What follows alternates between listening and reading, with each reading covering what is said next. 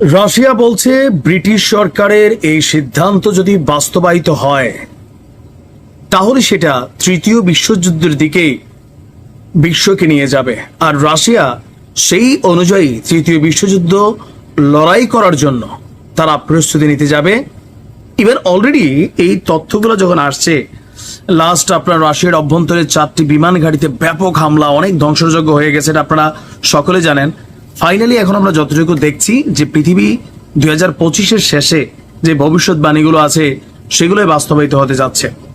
ইউক্রেনের এই আকস্মিক সফলতার পেছনে পশ্চিমাদের দীর্ঘদিনের পরিকল্পনা কাজ করছে, প্রায় 1.5 বছর। ব্রিটিশ মানে ব্রিটেন, ফ্রান্স, তারপর হচ্ছে জার্মানি, আরো অনেকগুলো দেশ মিলা তারা কিন্তু লম্বা চূড়া একটা পরিকল্পনা করে পোল্যান্ড সহ আপনার রাশিয়ার বিরুদ্ধে এই অভিযানটা চালিয়েছে। তো এর মাঝখানে পুতিন যখন বড় একটা হামলার প্রস্তুতি নিচ্ছে, আপনাদেরকে আমি একদিন আগে একটা নিউজ দিয়েছি যে যুক্তরাজ্য তারা তাদের মানে রাশিয়ার যে কোনো একটা হামলার থেকে বাঁচার জন্য প্রস্তুতি নিচ্ছে। এবার আসেন কেন ইউক্রেনকে 1 লক্ষ ড্রোন সরবরাহ করার ঘোষণা দিয়েছে যুক্তরাজ্য। বলছে 2026 সালের এপ্রিলের মধ্যে এই টোটাল 1 লক্ষ ড্রোনের অত্যাধুনিক প্রযুক্তির এবং কি এগুলো দূরপাল্লার এসব ড্রোন তারা দেবে 2026 সালের এপ্রিলের মধ্যে, যা আগের প্রতিশ্রুতির তুলনায় 10 গুণ বেশি। এদিকে ইউক্রেনের সুমি শহরে গতকালকে ছোটখাটো একটা হামলা চালিয়েছে রাশিয়া। সেখানে বলা হয়েছে যে রাশিয়ার হামলায় 3 জন নিহত এবং 16 জন আহত হয়েছে।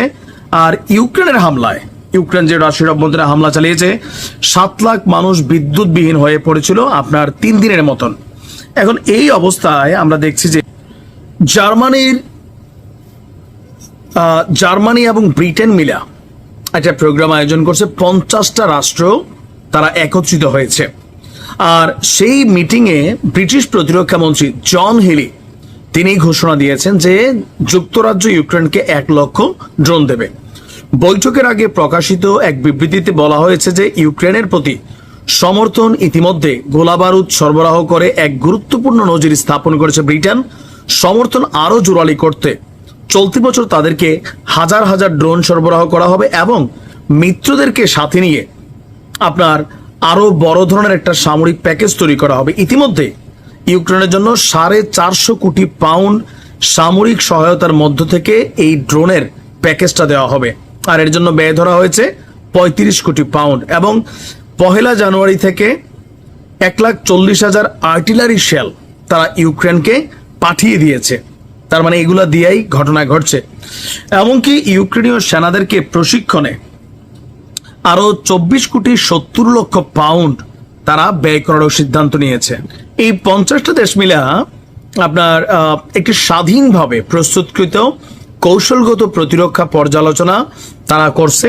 করার পরে রাশিয়ার মতো হুমকি মোকাবেলায় প্রযুক্তি নির্ভর অধিকতর শক্তিশালী সেনাবাহিনী গড়ে তোলা, তারপর হচ্ছে ট্রেন করা এবং কি ইউক্রেনের সাথে 3 বছর যুদ্ধে রাশিয়ার যে যুদ্ধের দুর্বলতাগুলো সেগুলো কিন্তু তারা অবজারভেশন করছে এবং রাশিয়া যে একটা যে কোনো ঘটনা ঘটাবে সেই ঘটনাকে মাথায় রেখে তারা মিত্র শক্তিদেরকে নিয়ে একত্রিত হচ্ছে যেন যে কোনো মূল্যে রাশিয়াকে ঠেকানো যায়। আমেরিকা অনেকটা নীরব নাকি? আসলেই আমার তো ট্রাম্পের প্রতি বিশ্বাস হয় না। মানে বিষয়টা কি এমন যে ধরেন আমেরিকার সিদ্ধান্ত ছাড়া ইউরোপীয় ইউনিয়ন এত কিছু করার পরিকল্পনা, সাহস, টাকা পয়সা আসলেই পাচ্ছে? এটা কিন্তু একটা কোটি টাকার প্রশ্ন। এখন রাশিয়া যখন এই খবর পায় তো কি করবে বলেন?